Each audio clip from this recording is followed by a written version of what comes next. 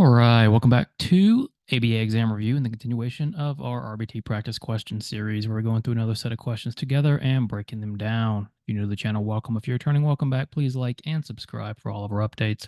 Check out btexamreview.com for all of our study materials, including our combo pack.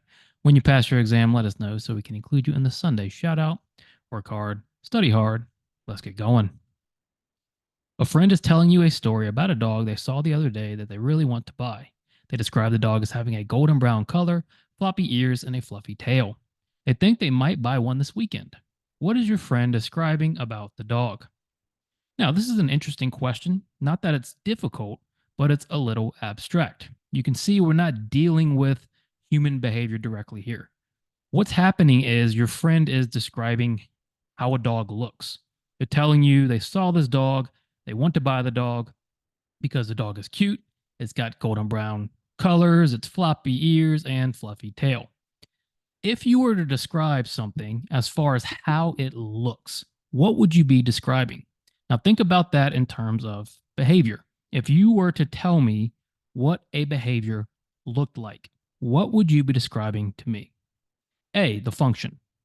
What does the function tell us? The function tells us why the behavior happened and what effect it had on the environment.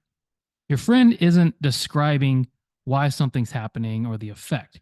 They're simply just describing how something looks. So if you were to tell me how a behavior looks, you would be describing to me the topography. The topography is how something looks. When I ask for you to describe what did the behavior look like, we are expecting the topography. So the topography of the dog is golden brown, floppy ears, fluffy tail. And then magnitude. Magnitude is kind of the third way to describe behavior. It describes intensity, typically. Things like size and weight and loud, soft, those kind of ideas. And obviously, we're not looking at magnitude here. What the friend is describing to you is how that dog looks. The same way you would describe how a behavior looks and how you would describe the topography.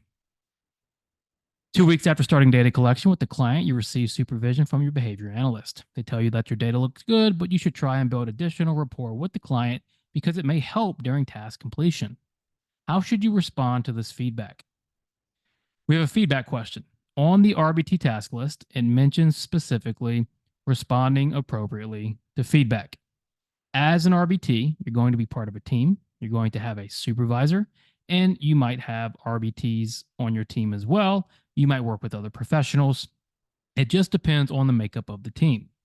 What's super important is that when your supervising behavior analyst gives you feedback, that you respond appropriately to that feedback and you try your best to implement that feedback. So in this case, you've taken data for 2 weeks and now you're getting supervision. Your analyst during supervision says your data look good, but they want you to build additional rapport with the client. Now, in these cases, especially when you're the one always with the client, your instinct may be to feel offended or misunderstood, but you have to understand the job of the analyst and the supervisor is to make sure the case is running smoothly. They may have noticed something you didn't. They may have thought you could have done something to improve the client's life. We're not sure. So the first reaction shouldn't be to get offended or to feel misunderstood.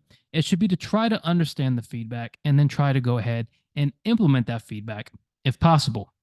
So you've received feedback about building rapport. How should you respond? A, explain that you have built rapport already and it is just a bad day. That is not a productive way to handle feedback. Remember, our number one priority here is the client, not us, not your supervisor, all about the client. So saying, well, I've built rapport already is not a appropriate or good way to respond to that feedback.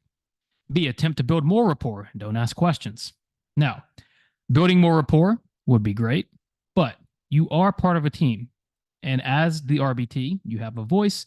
So sitting there, even if you have questions, staying silent is not appropriate either. C, attempt to build more rapport and ask for clarification if you need it. Good. You want to build that rapport. You want to try to implement the feedback. But if you need clarification, you should go ahead and ask. C is not only responding to the feedback well, but it's also communicating openly and honestly with your supervisor. And then D, continue to do what you're doing since your data collection was good. That may be the case. Data collection was good, but the feedback wasn't on the data collection, it was on the report. So that's the feedback you want to focus on. That's what you want to try to implement. If you have additional questions, go ahead, ask for clarification. Your supervising behavior analyst wants to increase a student's time spent on tasks during independent work periods. The student can earn a reward by completing 10 problems independently. You're to reward the student once the problems are complete.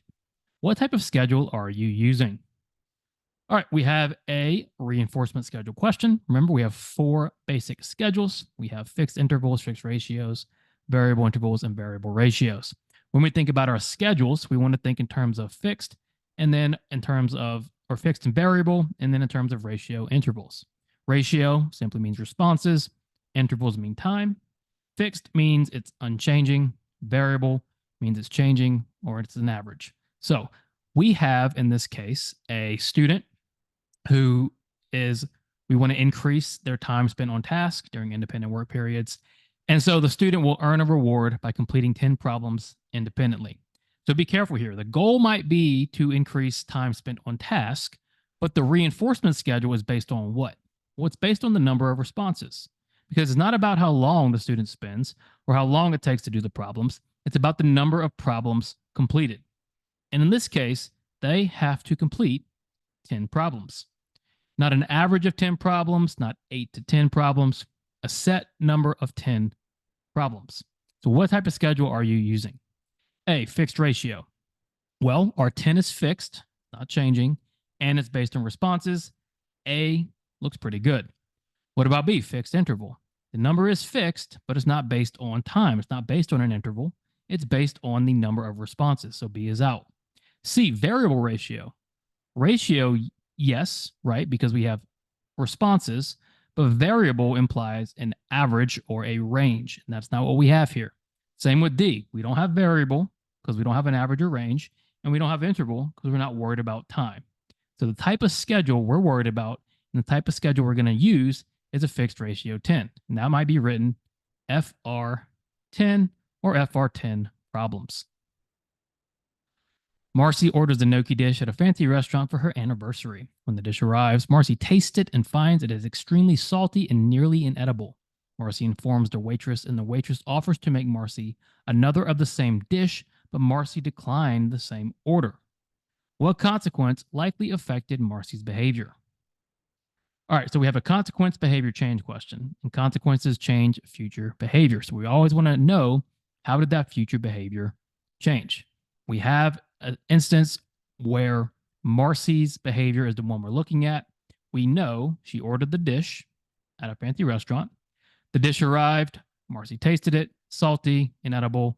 So she told the waitress, and the waitress offered to make Marcy another of the same dish.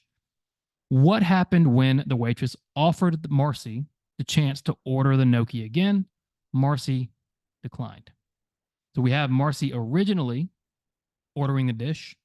When given the chance to do it again, Marcy's behavior decreased.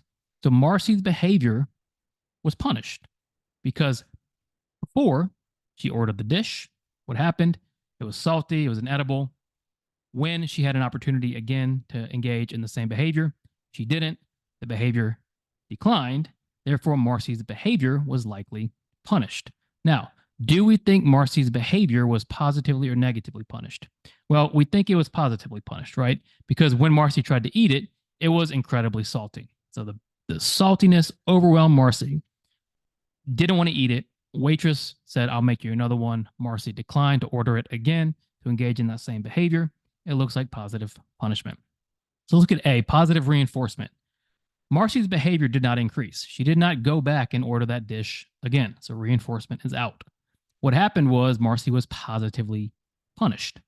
The salt led to Marcy's behavior decreasing of ordering that dish. What about C, negative reinforcement? Well, nothing was taken away as a consequence, right? It was just very salty. The salt led Marcy to not eat the dish and then never order the dish again in this scenario. And then her behavior wasn't reinforced because it decreased. And so D, same thing. It wasn't negatively punished. It was B, positively punished. When you get consequence questions, you have to ask yourself, how did future behavior change? And was the consequence added or taken away? Tony wants to reduce the amount of time he spends in between sets of push ups. Currently, Tony spends 1 minute resting between each set. What should Tony target if he wants to accomplish his goal? We have a measurement question because measurement is based on what we're trying to achieve, what goal we're trying to meet. In this case, what does Tony want to do? He wants to reduce the amount of time he spends in between sets of push ups. So right now, he has push ups 1, push ups 2, and is lasting 1 minute. Tony wants to reduce the 1 minute. So, what does Tony need to target to accomplish the goal? Well, he's got to reduce time in between P1 and P2. And so, if we think about measurement, when we look at time in between two responses, what are we targeting? A, latency. Latency is close to interresponse time, but latency is the time in between the SD and the first response. And we're not worried about that right now. We're worried about this time in between the two responses. So we're worried about B, interresponse time. And so if you visualize it like that, it makes it a little easier to understand what latency and interresponse time are and how they're related. It's not duration, right? We are measuring time, but duration would measure a single instance, right? So it might measure how long it takes Tony to complete one push-up. That would be the difference. With interresponse time and latency, you're measuring time in between.